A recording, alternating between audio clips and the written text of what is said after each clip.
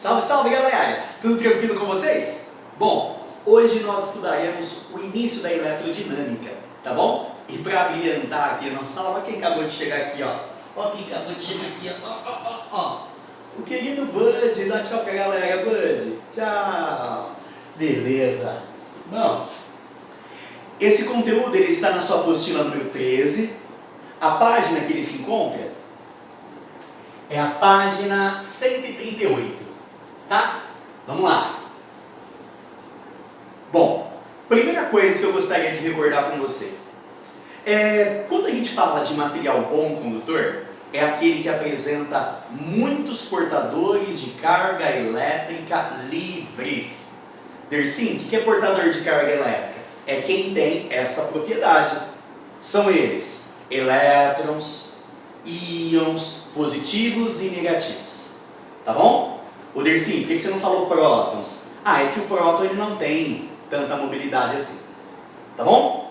Então, olha o que eu estou fazendo aqui, ó. Isso aqui é um pedaço de fio de cobre.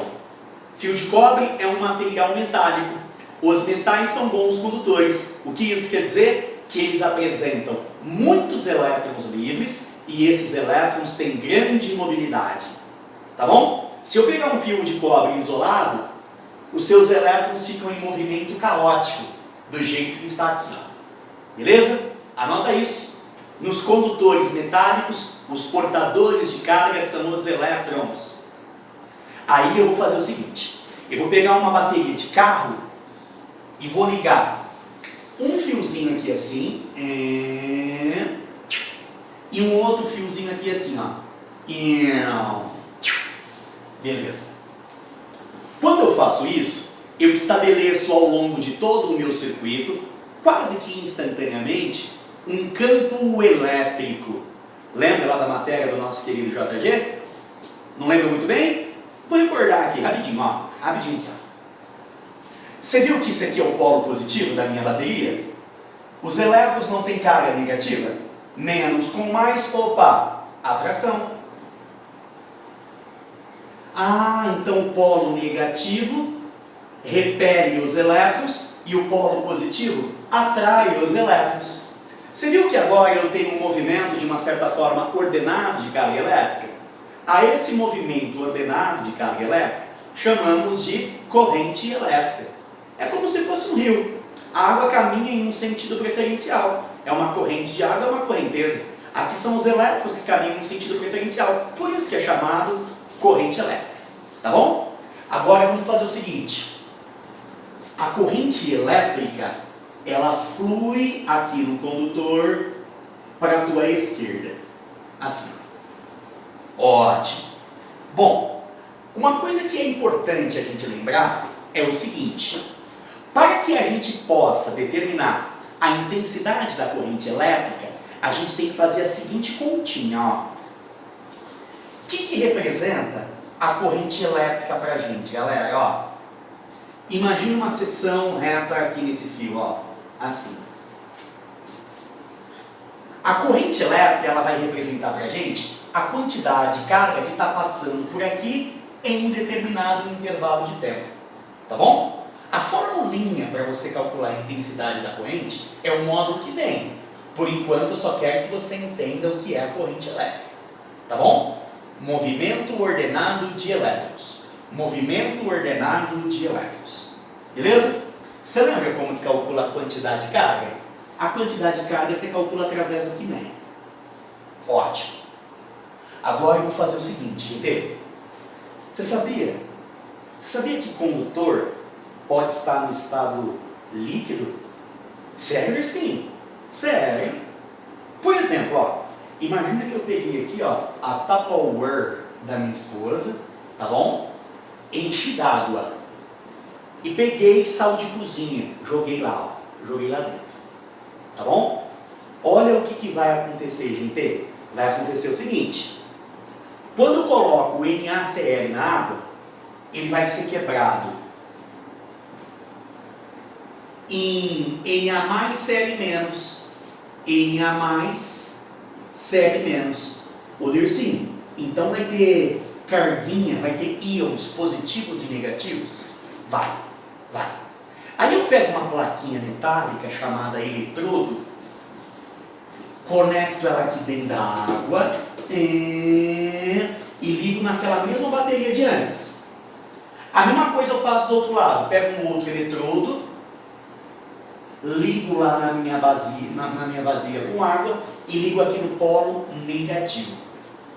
Olha o que vai acontecer, gente. Olha o que vai acontecer. Você viu que esse aqui é o polo positivo da minha bateria? Esse aqui é o polo positivo, esse aqui é o polo positivo, esse aqui é o polo positivo. Ah, então esse aqui vai ser o polo positivo também. Esse aqui é o polo negativo, polo negativo, polo negativo, polo negativo. Ah, então aqui vai ser o polo negativo também. Olha que coisa linda que vai acontecer, gente.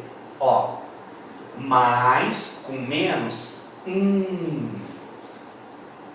vai ter atração. Mais com menos, vai ter atração. Então, olha o que está acontecendo aqui, gente. Olha o que está acontecendo aqui. Você viu que eu tenho um movimento ordenado de carga elétrica? Os íons positivos então, estão indo para a direita e os íons negativos para a esquerda. Se eu tenho um movimento ordenado de carga, eu tenho uma corrente elétrica. Ó, só toma cuidado com o seguinte. Sabe aqui no primeiro exemplo? Os portadores de carga elétrica eram os elétrons. Aqui, os portadores de carga são os íons, tá bom? Então, a carga total que está sendo transportada aí vai ser o módulo das cargas positivas mais o módulo das cargas negativas. São esses dois que contribuem para o fluxo total de carga aí através da minha corrente elétrica quando o condutor estiver em uma solução iônica. Então, anota isso. Nos condutores metálicos, os portadores de carga são os elétrons. Opa! Nas soluções iônicas, os portadores de carga são os íons positivos e os íons negativos. Beleza? Agora eu vou fazer o seguinte. Para a gente finalizar, você sabia que eu posso ter também condutor no estado gasoso? Sabe aquela lâmpada que tem lá no teto da nossa sala? Aquela lâmpada que tem lá no teto da nossa sala, ela é um exemplo de um condutor no estado gasoso. Segue, Percinho? Segue. Quando eu estiver diante de condutor no estado gasoso, os portadores de carga são os íons positivos, os íons negativos e também os elétrons. Tá? Aí você faz assim, gente, ó. Quando você conecta isso aqui nos buraquinhos de uma tomada, por exemplo, ó, desse jeito aqui mais ou menos, um buraquinho da tomada é o polo positivo, o outro buraquinho da tomada é o polo negativo. Aí quando eu faço isso, ó, sabe aqueles elétrons que estavam aqui, gente? Mais atrai menos. Eles começam a andar em um sentido preferencial.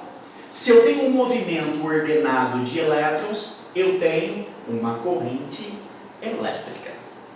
Tá bom? Então, nesse caso aqui, a corrente elétrica é para a nossa esquerda. Você percebeu?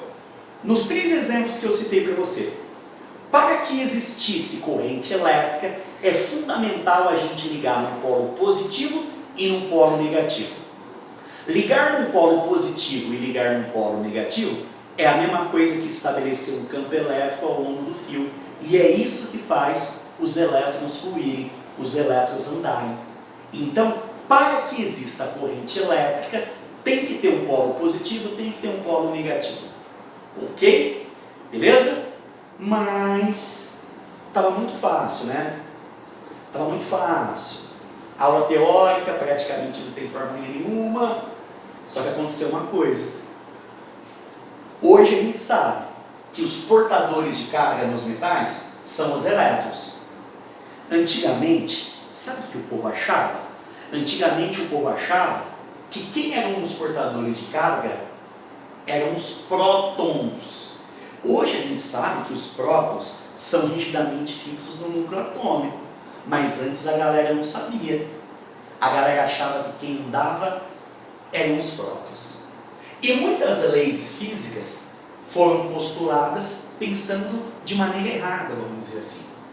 Então, o que o povo achava antigamente? Achava que quem andava eram os prótons. Então, se fossem os prótons que andassem, mais repelem mais. O polo positivo ia repelir os prótons. Aí a corrente ia ser assim, ó. Seria, né? Assim, ó, para a tua direita. Tá bom? O Dercinho. Mas na verdade, são os elétrons que andam, né? Quando você tiver o movimento dos elétrons, você chama isso de corrente real. A corrente real, ela traduz o movimento dos elétrons. Tá bom? Mas, infelizmente, o vestibular não usa essa na prova de física, não. O vestibular na prova de física usa a corrente convencional, que é aquela que supõe que quem anda eram as carguinhas positivas. Tá bom? Então, a corrente convencional, que é aquela que a gente usa no vestibular, ela considera o movimento dos prótons. Beleza? Ah, mas tanto faz, viu, gente? Tanto faz. Uma lâmpada vai acender, quer a corrente seja de assim, quer a corrente seja de assim. Deixa eu ver se você entendeu. Essa que eu representei aqui, seria a corrente real ou a corrente convencional? Opa, eu representei o movimento dos elétrons. O movimento dos elétrons é a corrente real. Para onde seria se eu tivesse representado a corrente convencional? A corrente convencional se opõe ao movimento dos elétrons. Então, se eu tivesse representado a corrente convencional, ela seria para a direita. Tá bom? Não fica preocupado com isso agora, não.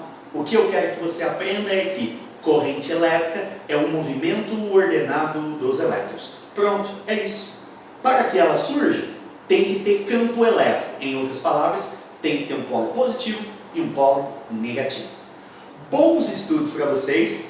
Faça a tarefa designada aqui embaixo, tá bom? E assista ao próximo vídeo. Ele é fundamental para os seus estudos. Valeu, galera. Até a próxima.